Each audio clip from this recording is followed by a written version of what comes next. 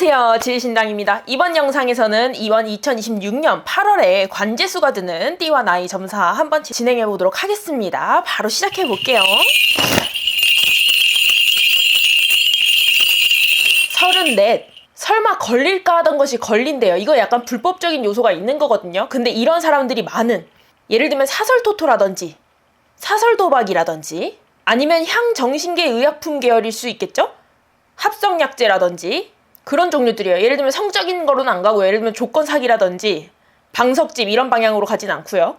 사람을 팔거나 뭐 그런 종류는 아닌데 수수료를 받아 챙기거나 팔면 안 되는 걸 팔거나 뭐 이런 종류예요. 문제는 이게 관제수가 있어서 걸리는 것만큼 재수가 없어서 걸린다는 말이 딱 맞은데, 사실 이런 것들을 지속하는 것이 적절하진 않겠지만 중요한 거는 이번 달에 걸린다 이 말이에요. 문제는 걸려서 좀 끈질기게 한대요. 이런 것들인 거죠. 이 정도는 경찰 당국이나 뭐 어디서 걸려도 개고 조치, 경고 조치 이 정도로 넘어가는 사람들을 내가 목격한 적이 있는데, 뭐 특별 기간이라든지 아니면 이 잡은 사람 자체가 집요하다든지 개인적인 어떤 신념 때문에 그런 것들 때문에 발목이 묶인대요. 변호사를 좀 좋게 사거나 그랬을 때 의미가 있진 않고요. 어떤 조금은 신체 구속력이 있는 단계까지 딱 넘어가자마자 끝난다. 판결이 그렇게 난다는 거죠. 아주 피해가기도 어려운 거고, 플리바게닝도 이거는 먹여봐야 요 정도 선인 거죠. 이럴 때는 지금 이번 달에 발을 빼시거나 안 하시는 게 좋겠지만, 하여튼 지금 운이 안 좋으니까 몸을 사리셔야 될 타이밍이겠죠? 이런 종류가 이런 거거든요. 내가 사람을 해친 것도 아니고 이 정도는 사람들이 하고 사는 거고, 우리나라의 법이 다른 나라의 법과 달라서 문제되는 거지, 내가 뭐 그렇게 잘못했다고 이것을 처벌하고 그러냐, 이건 불합리하다 이렇게 느낄 수가 있어요. 근데 사실 냉정하게 말하면 이런 나라에서 이런 활동을 하는 것 자체가 내가 이런 처벌까지 감수하고 처벌까지 이 나의 사업 안에 넣어야 되는 거죠. 그래도 괜찮은가라고 따져야 되는 거고, 그래도 내가 사실은 기분이 안 나빠야 되는 거거든요. 약간 예를 들면 사기로 한 땅을 제대로 해먹잖아요? 그럼 내가 2년 살고 나와가지고 뭐 1,000억 벌지 뭐 이런 것처럼 아예 패키지로 생각을 해야 되는 거죠. 근데 이런 것들을 고려하지 않았으니까 문제가 된다라고 잡히는 거예요. 이걸 당연시 여겼으면은 관제가 그냥 있는 삶이지, 관제수로 잡히지 않으니까. 하여튼 이렇다는 거는 성격 문제일 수 있으니까 내가 과연 이 일을 계속 지속할 수 있을지, 이 심약한 정도가 내가 이걸 견딜 수 있는 수준인지, 주변 사람들이 이걸 잘하고 있다라고 했을 땐 다른 사람들은 나처럼 불안한데도 불구하고 견디지 않았을 수도 있어요. 정말로 낙천적인 성격일 수 있고요. 어떻게 보면 무딘 성격일 수도 있어요. 이런 것들도 팔자가 돼야 해먹는 거예요. 하여튼 내가 과연 이걸 계속 할 수 있는 수준이 되는지, 이런 것도 노력이라고 볼 수 있는지, 노력한다고 될 수는 있는 건지 한번 잘 고려해 보셔야 되는 시기일 수 있겠습니다. 하여튼 이걸로 인해서 본인에게 어떤 아주 큰 낙인이 찍히거나 뭐 그런 것들은 아니에요. 근데 이걸로 인해서 좀 노이로제가 걸릴 것처럼 그 이후로는 좀 전에 했던 것과 달리 좀 더 내가 스트레스가 되고 또 이럴까봐 또 저럴까봐 이렇게 걱정이 된다는 거거든요. 그러니까 잘 한번 고려해 보셔라 이런 말씀 드립니다. 또 이제 다음 분 봐볼게요.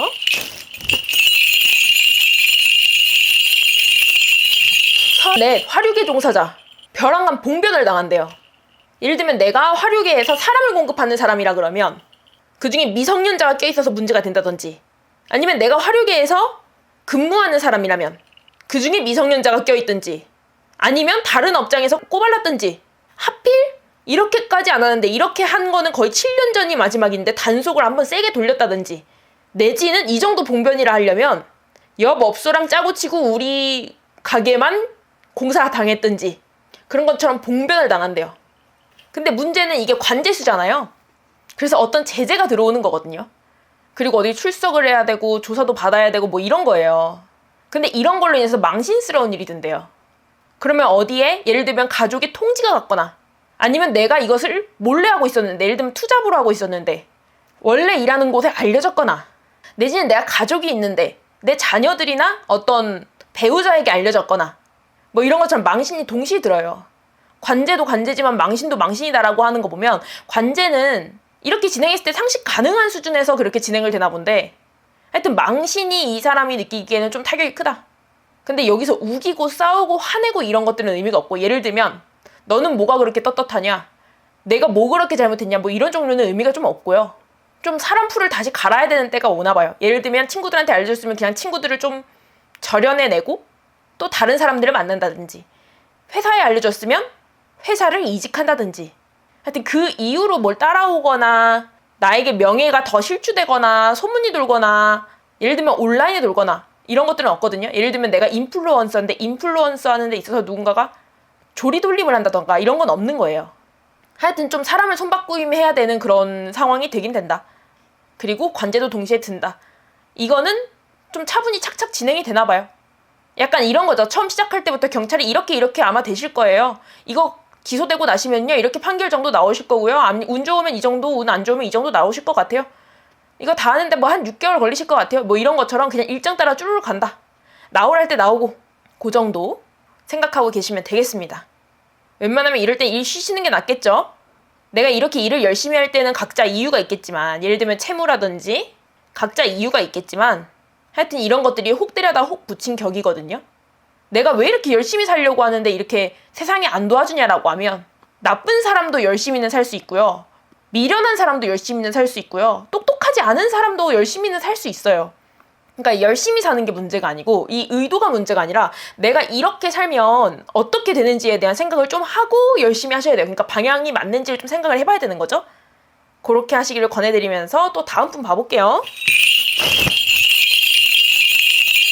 41. 채무에 관한 관제가 드는데 이거는 본인이 예상한 건가 봐요. 예를 들면 본인이 일으킨 거라든지, 예를 들면 내가 회생재판, 파산재판 뭐 이런 것처럼 부실차주 진행 이런 거 있죠. 그래서 내가 이것이 당황스럽고 그러진 않는데 좀 무서울 건가 봐요. 약간 뭐라 그럴까요? 사람들이 나한테 대하는 태도나, 아니면 내가 취해야 되는 애티튜드나, 아니면 내지는 내 통장에 들어오는 제안들 뭐 이런 것들.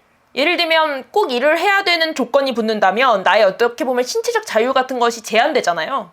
그러면 기분이 서러울 수가 있거든요. 이게 어떻게 보면 채무라는 게 내가 돈을 안 갚았다는 건데, 이게 내가 도덕적으로 누굴 때린 것도 아니고 뭐 아주 사람을 해한 것도 아니고 그런 것처럼 내가 이렇게까지 슬퍼해야 될까라고 하기에는 또 이 자본주의 사회에서 사람들 사이에서 떳떳하고 이렇게 하려면 그놈의 돈만큼 서러운 게 없거든요. 그래서 이 기간일수록 본인이 스스로의 인격이 다치지 않도록 또 이 과정을 진행하면서 어떻게 보면 나의 어떤 무력함, 나의 어떤 능력 없음을 계속 보여주게 된단 말이에요. 그것이 정말 내가 되지 않도록 좀 스스로를 케어하셔야 되겠고요. 이것들이 본인을 처량하게 만든다기보다는, 처량하게 만들려고 이렇게 제도가 짜져 있다기보다는 어떻게 보면 도와주려는 제도라고 생각을 해야 되는 거니까 하여튼 그렇게 좋게 생각을 하시고, 심지어 또 이 기간에 아픈가 봐요. 근데 아프고도 남죠. 이만큼 스트레스 받는 일이 어디 있겠어요. 근데 내가 한편으로는 이런 시기에 아프면 내가 지금 아플 땐가? 내가 지금 아프다고 말할 수 있는 자신 있는 상황이 아니잖아. 이렇게 생각이 들 수가 있어요.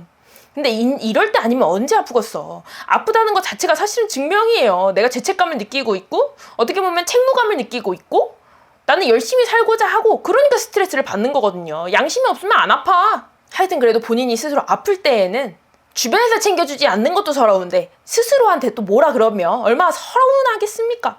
본인의 몸을 좀 잘 챙기시면서 너무 또 서러운 기간이라 생각하지 마시고, 어떻게 보면 시간이 지나고 술자리에서 내가 얼마나 가난했는 줄 알아? 또 가난 배틀 붙으면 또 이겨야 되거든요. 옛날 사람들처럼, 전쟁 시대 사람들처럼 가난 배틀에서 이길 수는 없겠지만 이런 실현 배틀에서는 좀 이길 수 있도록 이런 그냥 에피소드 중에 하나, 누군가에게 내가 썰을 푼다 그러면 나 이런 적도 있었어? 한번 보여줄 수 있게끔 그냥 그 정도씩이라고 재밌게 생각을 하시는 게 좋겠습니다. 그렇게 하고 이제 또 다음 분 봐볼게요. 16. 부모님 들으라고 이제 말씀 주시는 걸 건데, 16이면 지금 연나이로 보는 거니까 17이거든요. 고등학교 1학년이에요. 근데 8월에 관제가 된다 그러면, 그리고 이게 또 연속적인 거라서 아주 심란할 수가 있습니다. 이 내용이 이런 거예요. 신체적 구속을 가하는 거거든요. 이 정도 되면 아시겠지만 이 정도까지 오기 전에 수많은 경고 처리가 납니다. 경찰서도 불려가고 사건 조사도 한번 써보고, 이게 반복되잖아요. 그럼 애한테 뭐라고 물어보게 되냐면 너 지금 사건 진행하고 있는 거 몇 개야? 이렇게 물어보게 돼요. 이 정도 되면 담당하는 사람들도 붙어있는 거거든요. 예를 들면 이 보호관찰 기간 동안 뭐 몇 번만 어기면 어떻게 신체적인 제한이 들어갈까요? 뭐 이런 것처럼. 근데 지금 제한이 들어오는 상황이에요. 애가 이렇게 사고를 치고 다니면 애를 잘못 키워서 그럴까요? 엄하게 키우지 않아서 그럴까요? 이렇게 사건에 접촉된 아이들은 엄하게 키우면 그것 또한 부모도 애들은 고소해버릴 수가 있습니다. 왜냐면 마음이 심란한 시기이기 때문에. 특히 법법거리는 세계에 많이 접했을수록 그런 것들이랑 사실은 상관이 없고요. 애들의 팔자입니다. 애들이 좀 충동적인 거예요. 예를 들면 잘못했다는 건 누가 몰라. 알지.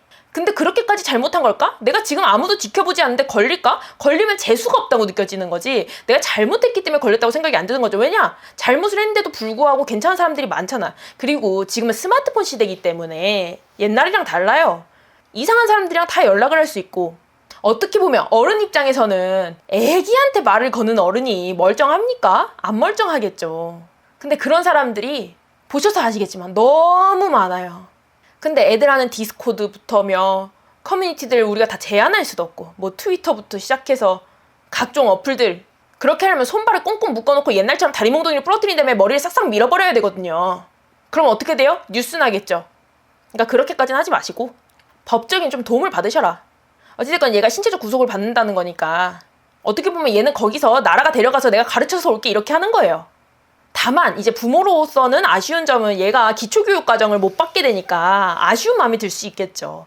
뭐 기초라기보단 다 받는 건 아니지만 어찌됐건 남들이 그렇게 사는 것처럼 부모 입장에서는 딱 20살까지만 내가 지원을 해주면 그래도 마음이 편안하잖아요. 내가 부모 된 입장에서. 왜냐면 내가 자식일 때 부모 되면 이렇게 해줘야지 이런 것들이 부모도 꿈이 있으니까.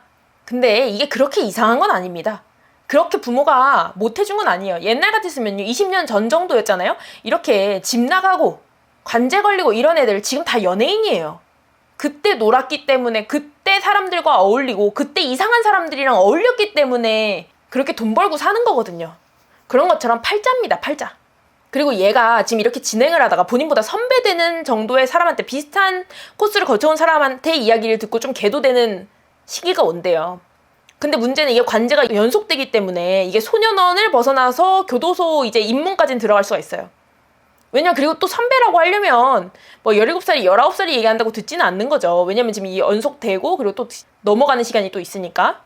근데 이것보다 더 앞서 나간 사람 중에 어른이라고 말할 수 있는 사람이 나도 그렇게 너처럼 살았는데 이거 후회하더라. 우리가 그렇게 하려고 한 건 아니잖아. 근데 너는 나보다 좀 빨리 깨우쳐라. 내가 너 보니까 예뻐서 그런다. 이런 어른이 있는 거예요. 그러니까 이런 건 인복이 있는 경우라고 봐야죠. 이거를 내가 부모가 말했는데도 안 듣는데 다른 사람이 말하면 듣냐라고 하면 들어요. 애들은 애라서 미성숙하기 때문에 나보다 멋져 보이거나 나보다 더 해본 사람, 왜냐면 부모는 나보다 안 놀아본 사람이잖아. 그러니까 그것이 좀 더 귀 기울이게 된다. 어쨌건 귀 기울였으면 되는 겁니다. 그때까지만 기다리면 돼요. 이제 어른 입장에서는 얘가 어릴 때 예쁘고 어릴 땐 똑똑했는데 어릴 땐 착했는데 잠깐 집안이 혼란한 틈을 타서 내가 좀 더 애를 붙잡고 있을걸. 애는 그럴 애가 아닌데 이런 마음이 들 수가 있어요. 근데 그 정도면 그럴 애인 거예요. 세상에 이것보다 더 나쁜 사람은 잘 없는 거야. 그리고 다행인 건 이런 아이들을 꼬시는 어떤 이상한 어른들도 그렇게 수준이 높지 않아서 금방금방 제어됩니다. 그러니까 그냥 이런 시기인 거니까 그냥 이 정도를 기다리면서 본인도 심신의 안정을 좀 취하셔라. 그리고 열심히 사회생활 하셔서 나라에 세금을 열심히 내세요. 대신 키워준다고 참전하는데 놔두십시오.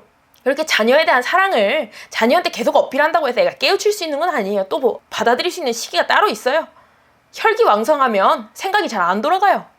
주변 사람들이랑 비교할 수 없고 나 정도면 괜찮은 상황인지 구별이 안 되고 그래요. 이런 말씀 많이 하시거든요. 네가 뭐가 부족하다고 이러냐. 예를 들면 내가 용돈을 넉넉하게 주는데 얘는 왜 성매매 다니는 거예요? 이런 것들 말하는 거예요. 용돈을 넉넉하게 주는 거랑 성매매 하는 거랑 사실 상관없죠. 저 할머니가 그러거든요. 놔두라고? 너가 그럼 애하고 성관계 해줄 거냐고? 그걸 사랑이라고 아직 느끼는 거예요. 근데 이렇게 안 느꼈으려면 기숙학교 보냈으면 좀 나았을까요? 그런 것들을 미리 막을 수 있는 것들은 미리 좀 체크해서 막는 게 맞고요. 그리고 그 모든 게 아무리 아이더라도 애가 납치당하고 그런 게 아니고서야 본인의 선택입니다. 모든 사람들이 그렇게 살아요. 이제 와서 애들이 애들처럼 느껴지는 거지 10년 전까지만 해도 애들이 애들 아니었어요. 좀 더 그렇게 애기처럼 생각할 필요 없습니다. 본인도 부모가 처음이기 때문에 당황스럽겠지만 잘 대응하는 것이 또 현명한 상황들을 부르니까요. 또 진정하시고 또 이번 달을 그렇게 애 재판에 많이 개입하지 마시고 그렇게 보내시길 바랍니다. 또 다음 분 봐볼게요.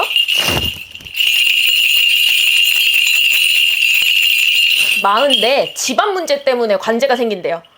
예를 들면 이혼 소송이 걸린다든지 재산 분할을 하게 된다든지 위자료 소송이 한 번 더 간다든지 내지는 형제 간의 재산 분할 문제라든지 뭐 배다른 자식 간의 재산 분할 문제라든지 뭐 이런 것들을 말하는 거죠. 가정 내에서 분쟁인데 마음이 외롭대요. 이게 약간 동질감을 느끼고 있고 내가 함께라고 느꼈던 사람들이 떨어지게 되니까 내가 이 재판이랑 상관없이 마음이 외롭대요. 약간 이런 느낌 있죠. 내가 사람을 어떻게 믿지? 이제 내 편은 어디 있지? 뭐 이런 느낌. 근데 가정에 문제없는 사람 뭐 얼마나 있겠어요. 또 이런 시기를 외롭게 보내봐야 내가 혼자서도 살아남을 수 있구나. 내가 혼자서도 밥 해먹을 수 있구나. 혼자 있어도 시간이 가는구나. 나도 다른 사람들이 보기에 지금 이상하지 않구나. 나 같은 사람들이 또 많이 있구나. 예를 들어서 이혼이어 보세요. 옛날 같으면 이혼이 흠이었어도 한 10년 전 정도 얘기가 돼야 돼. 그 정도 얘기하려도. 요즘에는 이혼 안 한 사람은 얼마나 보기 어려워요. 예능만 봐도 다 이혼했고 영화 시작도 요즘에는 다 이혼한 스토리부터 시작해요. 얼마 전에 군체 보셨습니까? 거기도 이혼한 사이끼리 시작하거든요. 그러니까 이게 그 정도로 평범한 일이 된 거예요. 아직은 남들한테 말하기가 좀 그럴 수 있겠지만 하여튼 이런 것들 또 의연히 대응하시면서 다만 마음이 다치지 않도록 좋게 아름답게 끝낸다기보다는 좀 편하게 끝내래요. 아름답게 끝내려면요 내가 다 양보해야 아름다워요. 근데 나한테 안 아름답잖아요. 근데 편하게라는 거는 내가 그렇다고 해서 너를 싫어하는 건 아니야. 내가 이런 거에 불만이 있어서 나라에서 중재를 요청한 거지 그렇다고 해서 너를 미워하진 않아. 내가 너하고 붙어있을 생각은 없지만 그래도 나는 네가 행복하길 바래. 요런 말들을 하면서 살라는 거예요. 왜냐면 그게 또 한편으로는 진심이기도 하니까. 그리고 또 본인도 그렇게 좀 긍정적으로 생각하고 예를 들면 내 배우자가 나한테 소송을 걸어요. 그러면 저 사람이 내가 싫어 죽겠다는 건가? 이렇게 하면 사람이 못 견딥니다. 싫어 죽겠으면 싫어 죽겠다고 말로 할 거야. 걱정하지 마세요. 그리고 또 말로 안 하잖아요? 그러면 싫어 죽겠다는 거를 알지 않았으면 좋겠는 거야. 그것도 착한 사람인 거예요. 그것도 좋아함의 일종이라고 봐야 됩니다. 그런 것처럼 깊게 생각하지 말고 좋게 생각하십시오. 그렇게 또 이번 한 달 잘 보내시길 바라면서 이렇게 이번 영상 한번 마무리해보고요. 이제 또 다음 영상에서 또 다시 뵙겠습니다. 이 관제 구설이 힘든 일인데 이번 달 편안하게 또 잘 넘기시길 바랍니다. 그럼 안녕히 가세요.